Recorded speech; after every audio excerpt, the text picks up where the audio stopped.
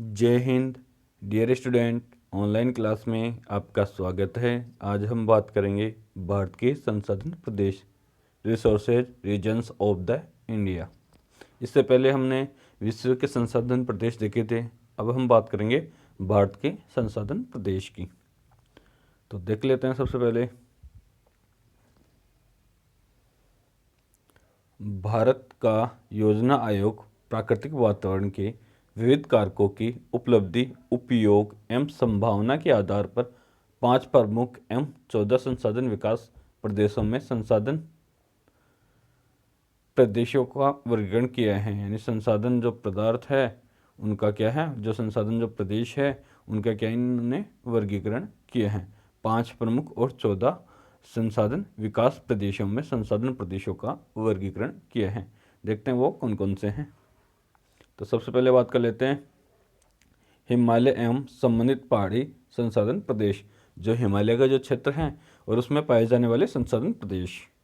इस प्रदेश का विस्तार मुख्य हिमालय पर्वत, उसके आसपास स्थित पहाड़ी पठारी यानी उसके आसपास स्थित पठारी एवं पहाड़ी क्षेत्रों तक पाया जाता है। यानी जो हिमालय है, हिमालय के आसपास में स्थित जो पठारी एवं पहाड़ी क्षेत्र है वहाँ तक इसका विस्तार पाया जाता है।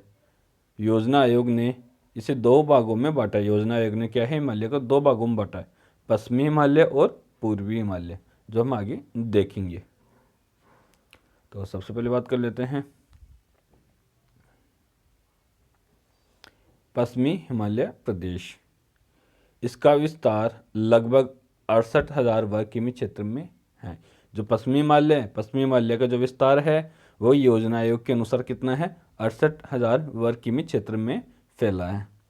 यह लगभग 1.5 करोड़ जनसंख्या निवास करती है। मतलब यहाँ पे क्या है, लगभग 1.5 करोड़ जनसंख्या निवास करती है, यानी 1.5 करोड़ जनसंख्या निवास करती है पश्चिमी हिमालय में।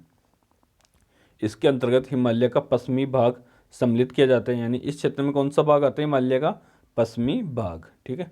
संसाधनों की दृष्टि से इस क्षेत्र में पाए जाने वाले कोणधारी वन आर्थिक दृष्टि से महत्वपूर्ण है। यानी इस क्षेत्र में जो वन पाए जाते हैं वो कैसे हैं, कोणधारी वन, और वो आर्थिक दृष्टि से महत्वपूर्ण है।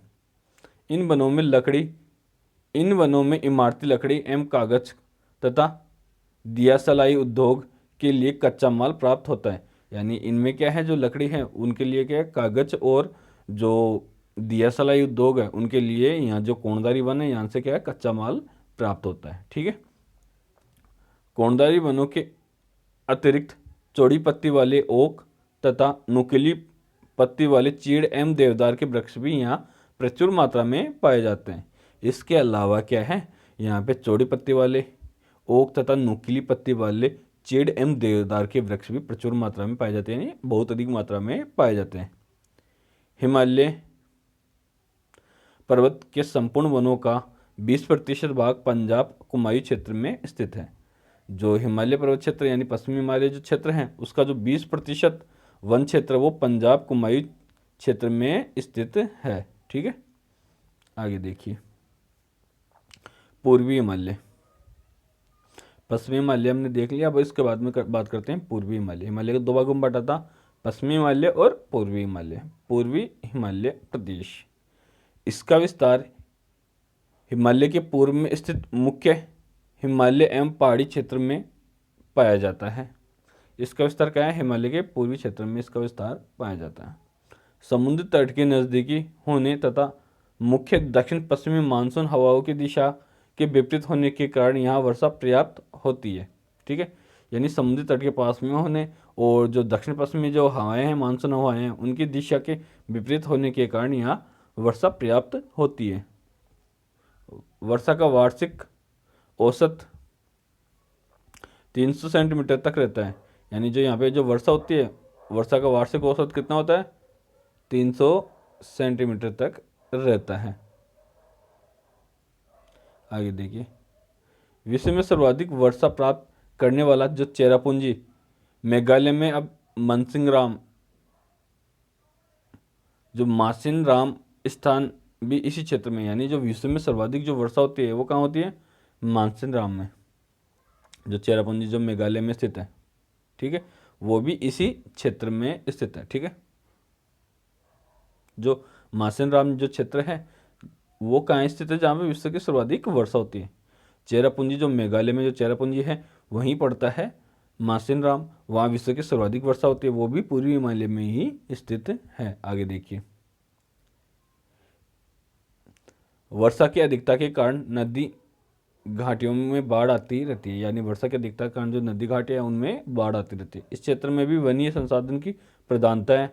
असम में उष्ण एवं शीतोष्ण कटिबंधीय वन पाए जाते हैं। जो असम क्षेत्र है उसमें क्या है, उष्ण एवं शीतोष्ण कटिबंधीय वन पाए जाते हैं। इन वनों में साल, ओक के वृक्षों की प्रधानता है। पश्चिम बंगाल में हिमालयी क्षेत्र में लगभग 80 लाख हेक्टेयर क्षेत्र में वन स्थित है। जो पश्चिमी बंगाल के हिमालयी क्षेत्र, जो पश्चिमी बंगाल है उसके जो हिमालयी क्षेत्र में लगभग 80 लाख हेक्टेयर क्षेत्र में वन स्थित है। आगे देखिए, उत्तरी वृद्ध मैदान, ये सेकंड आ गया। पहला था हिमालय, हिमालय को दो भागों में बांटा था, पश्चिमी और पूर्वी। उसके बाद में आता है हिमालय के बाद में उत्तरी वृद्ध मैदान। हिमालय पर्वत के दक्षिण में इसके लगभग समानांतर पूर्व से पश्चिम गंगा नदी एवं उसके सहायक नदियों द्वारा लाई गई मिट्टी के निक्षेप से निर्मित मैदानी क्षेत्र को उत्तरी वृद्ध मैदान कहते हैं। यानी जो हिमालय जो क्षेत्र है उसके दक्षिण में जो गंगा नदी और उसके सहायक नदी जैसे ब्रह्मपुत्र, यमुना, सतलज, गोदावरी, जो ये नदियां हैं जैसे जिनसे जो मैदान बना है वो क्या कहलाएगा, उत्तर भारत का विशाल मैदान। गंगा और गंगा की सहायक नदियाँ जैसे गंगा और ब्रह्मपुत्र नदियाँ और यमुना, सोम, इन जो नदियों से जो मैदान बना है उसे क्या कहते हैं, उत्तर भारत का मैदान। इसका विस्तार लगभग 5.5 लाख वर्ग किमी क्षेत्र में है। यानी उत्तर भारत का जो विशाल मैदान है उसका क्षेत्रफल कितना है, 5.5 लाख वर्ग किमी क्षेत्र में है। यहाँ भारत की लगभग 1/3 जनसंख्या निवास करती है। यहाँ भारत की कितनी जनसंख्या रहती है, 1/3 जनसंख्या निवास करती है। यह प्रदेश भारत का सबसे बड़ा क्षेत्र है। यह प्रदेश क्या है, भारत का सबसे बड़ा मैदानी क्षेत्र है जो सघन बसा हुआ है। यहाँ नदियों द्वारा लाई गई उपजाऊ जलोढ़ मिट्टी पाई जाती है। यानी इस क्षेत्र में जो नदियों के द्वारा लाई गई जलोढ़ मिट्टी पाई जाती है। अतः फसल उत्पादन की दृष्टि से इस मैदान का महत्वपूर्ण स्थान है। यानी फसल उत्पादन की दृष्टि से इस मैदान का महत्वपूर्ण स्थान है। यहाँ की मिट्टी जलोढ़, इसलिए यहाँ पे चावल अधिक पैदा किया जाता है। चावल, गन्ना, मतलब हर एक फसल के लिए मिट्टी उपजाऊ होती है। आगे देखिए, भारत की योजना आयोग ने वृहद मैदानी प्रदेश को प्राकृतिक वातावरण के कारकों की विविधता के आधार पर 5 संसाधन विकास प्रदेशों में विभाजित किया है। अब देखते हैं हम कौन कौन से हैं। फर्स्ट पे आता है गंगा का निम्न मैदानी प्रदेश, यानी फर्स्ट तो क्या है, गंगा का निम्न मैदानी प्रदेश। दूसरा है गंगा का मध्यवर्ती मैदानी प्रदेश। थर्ड पे आता है गंगा नदी का ऊपरी मैदानी प्रदेश। जो गंगा का ऊपरी मैदानी प्रदेश, गंगा का मध्यवर्ती मैदानी प्रदेश और गंगा का निम्न मैदानी प्रदेश, तीन तो ही हो गए। चौथे नंबर पे देखिए आप गंगा पारीय मैदानी प्रदेश, गंगा पारीय मैदानी प्रदेश। और पांचवें नंबर पे आता है पश्चिमी शुष्क प्रदेश। तो वापस से रिपीट कर देता हूँ। फर्स्ट पे गंगा का निम्न मैदानी प्रदेश, दूसरे पे आएगा गंगा का मध्यवर्ती मैदानी प्रदेश, थर्ड पे आएगा गंगा नदी का ऊपरी मैदानी प्रदेश, फोर्थ पे आएगा गंगा पारीय मैदानी प्रदेश और पांचवें नंबर पे आएगा पश्चिमी शुष्क प्रदेश। इन 5 भागों में बांटा है योजना आयोग ने। ठीक है, आगे देखिए प्रायद्वीपीय पठार तथा पहाड़ी प्रदेश। प्रायद्वीपीय पठार तथा पहाड़ी प्रदेश, इस प्रदेश का विस्तार वृहद मैदानी क्षेत्र के दक्षिण में नीलगिरी की पहाड़ियों तक पाया जाता है। यानी जो यह प्रदेश है इसका विस्तार जो वृहद मैदानी क्षेत्र है उसके दक्षिण में नीलगिरी की पहाड़ियों तक पाया जाता है। इसके अंतर्गत अरावली पर्वत, छोटा नागपुर का पठार, मालवा का पठार, उड़ीसा की पहाड़ियाँ, बुंदेलखंड, बघेलखंड, महादेव, सतपुड़ा की पहाड़ियाँ, नीलगिरी की पहाड़ियाँ क्षेत्र को सम्मिलित किया जाता है। यानी जो ये क्षेत्र है इसमें क्या है, अरावली, छोटा नागपुर का पठार, मालवा का पठार, उड़ीसा की पहाड़ियाँ, बुंदेलखंड, बघेलखंड, महादेव, सतपुड़ा की पहाड़ियाँ और नीलगिरी की पहाड़ियों को सम्मिलित किया जाता है। किसमें, प्रायद्वीपीय पठार एवं पहाड़ी क्षेत्र में या पहाड़ी प्रदेश में। ठीक है, यह प्रदेश लगभग 15 लाख वर्ग किमी क्षेत्र में विस्तृत है। जो ये क्षेत्र है वो कितने लाख वर्ग किमी में फैला हुआ है? 15 लाख वर्ग किमी क्षेत्र में फैला हुआ है। यहाँ भारत की लगभग 30 करोड़ जनसंख्या निवास करती है। यानी यहाँ पे भारत की कितनी जनसंख्या निवास करती है? 30 करोड़ जनसंख्या निवास करती है। योजना आयोग द्वारा इसे 4 संसाधन विकास प्रदेशों में विभाजित किया गया है। यानी योजना आयोग ने इसे 4 संसाधन विकास प्रदेशों में बांटा है। अब बात करते हैं कौन कौन से। फर्स्ट पे पश्चिमी पठारी एवं पहाड़ी प्रदेश। फर्स्ट पे तो क्या आता है? पश्चिमी पठारी एवं पहाड़ी प्रदेश। सेकंड पे देखिए मध्यवर्ती पठारी एवं पहाड़ी प्रदेश, मध्यवर्ती पठारी एवं पहाड़ी प्रदेश। थर्ड पे देखिए पूर्वी पठारी एवं पहाड़ी प्रदेश। थर्ड पे क्या है? पूर्वी पठारी एवं पहाड़ी प्रदेश। चौथे नंबर पे आता है 4 पे दक्षिणी पठारी एवं पहाड़ी प्रदेश, दक्षिणी पठारी एवं पहाड़ी प्रदेश 4 नंबर पे। ठीक है, आगे देखिए पश्चिमी तटीय प्रदेश। अब बात कर लेते हैं भारत के जो पश्चिमी तटीय प्रदेश हैं और फिर बात करेंगे पूर्वी तटीय प्रदेश। तो पहले बात कर लेते हैं पश्चिमी तटीय प्रदेश। पश्चिमी तटीय प्रदेश दक्षिणी पठारी एवं पहाड़ी क्षेत्र के पश्चिम में उत्तर में मुंबई से लेकर दक्षिण में कन्याकुमारी अंतरिक्ष तक स्थित समुद्री तटीय क्षेत्र को पश्चिमी तटीय प्रदेश कहते हैं। यानी जो पश्चिमी तटीय प्रदेश है, जो ये मुंबई है, मुंबई से लेके जो कन्याकुमारी तक का जो क्षेत्र है, ये जो भारत है, भारत का जो ये मुंबई है, मुंबई से लेके ये जो कन्याकुमारी तक का जो क्षेत्र है, ये वाला, ये इतना, ये वाला जो क्षेत्र है, आप ऐसे रिपीट कर देता हूँ, देखना है यहाँ पे एक बार।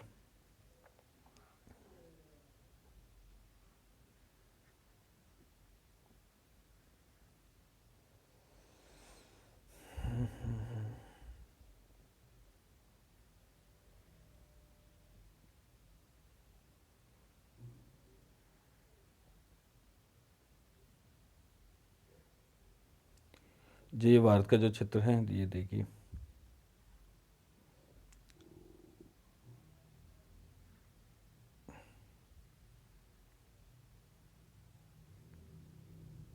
ठीक है। तो यहाँ से जो ये वाला जो क्षेत्र है, ये वाला यानी मुंबई से लेके कन्याकुमारी तक का ये वाला जो क्षेत्र है ना, ये वाला, वो क्या है? पश्चिमी तटीय प्रदेश के अंतर्गत सम्मिलित किया जाता है। आगे देखिए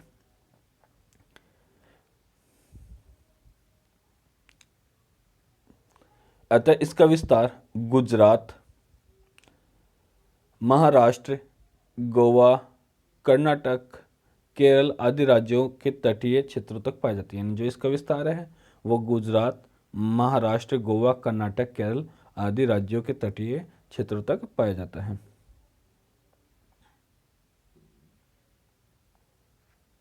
यानी ये यहीं से ये क्षेत्र स्थित हो जाता है। जो ये वाला जो क्षेत्र है, ये पश्चिमी तटीय प्रदेश है। इसमें महाराष्ट्र, गोवा, कर्नाटक, केरल आदि क्षेत्रों को सम्मिलित किया जाता है।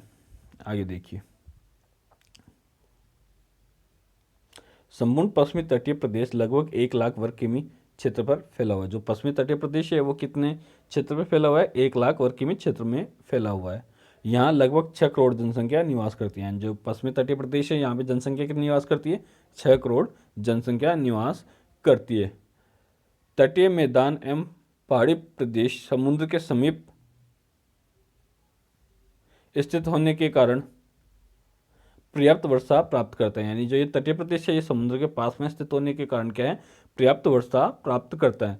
यहाँ वर्षा का औसत 300 सेंटीमीटर से भी अधिक रहता है। यहाँ पे जो वर्षा होती है वो 300 सेंटीमीटर से भी अधिक होती है।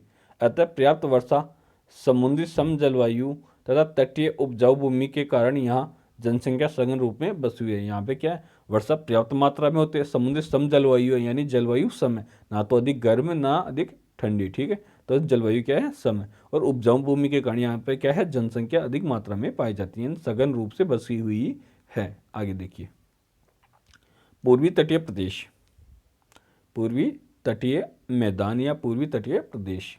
ठीक है, इस प्रदेश का विस्तार दक्षिण पठारी एवं पहाड़ी प्रदेश के पूर्वी भाग में उत्तर से मालासोर से दक्षिण में कन्याकुमारी अंतरिक्ष तक बंगाल की खाड़ी के तटीय क्षेत्र तक पाया जाता है। यानी जो ये इसका विस्तार है वो क्या है, इस प्रदेश का विस्तार दक्षिणी पठारी एवं पहाड़ी प्रदेश के पूर्वी भाग में, उत्तर में वालासोर से दक्षिण में कन्याकुमारी अंतरिप तक बंगाल की खाड़ी के तटीय क्षेत्र तक पाया जाता है। जैसे ये भारत का हिस्सा हो गया, ये जो भारत वाला हिस्सा है, तो जो पूर्वी तटीय प्रदेश है वो ये वाला क्षेत्र है, ठीक है। ये वाला क्षेत्र क्या है, पूर्वी तटीय प्रदेश है, ठीक है।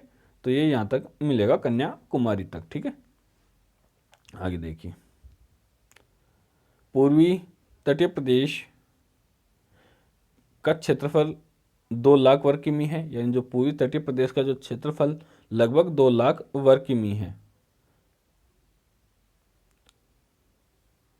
तथा यहाँ 4 से अधिक जनसंख्या निवास करती है। यानी यहाँ पे जो जनसंख्या है वो क्या है, 4 करोड़ से अधिक जनसंख्या निवास करती है। यानी जो जनसंख्या कितनी है, 4 करोड़ से अधिक जनसंख्या निवास करती है। जबकि इस क्षेत्र का क्षेत्रफल कितना है, 2 लाख वर्ग किमी, और जनसंख्या 4 करोड़ से अधिक जनसंख्या निवास करती है। तटीय स्थिति होने के कारण यहाँ पर्याप्त वर्षा होती है। औसत वर्षा का औसत लगभग 80 से 120 सेंटीमीटर तक पाया जाता है। यानी वर्षा क्या होती है, यहाँ पे पर्याप्त होती है। और वार्षिक वर्षा कितनी होती है, 80 से 120 सेंटीमीटर तक यहाँ वार्षिक वर्षा होती है। आगे देखिए, तटीय स्थिति के कारण यहाँ सम जलवायु पाई जाती है। यानी तटीय प्रदेश होने के कारण यहाँ क्या जलवायु कैसी है, सम है, ठीक है। पश्चिमी भाग की अधिकतर नदियाँ पश्चिम से पूर्व में बहती हुई बंगाल की खाड़ी में डेल्टा बनाकर गिरती है। यानी जो यहाँ की जो नदियाँ हैं वो पश्चिम से पूर्व में बहती है, यानी पश्चिम से पूर्व की ओर बहती है और बंगाल की खाड़ी में डेल्टा बनाकर गिरती है। अतः यहाँ नदियों द्वारा लाई गई जलोढ़ मिट्टी का जमाव पाया जाता है। इसके कारण क्या है, यहाँ पे जो नदियों के द्वारा लाई गई जलोढ़ मिट्टी का जमाव पाया जाता है।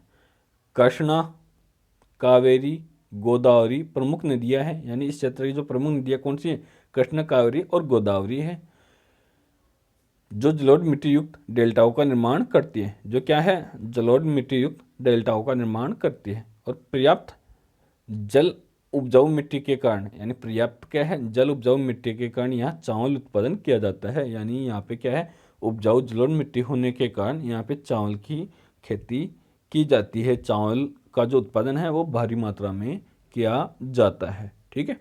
तो जय हिंद, आज के लिए इतना ही। आगे बात करेंगे हम नेक्स्ट वीडियो में।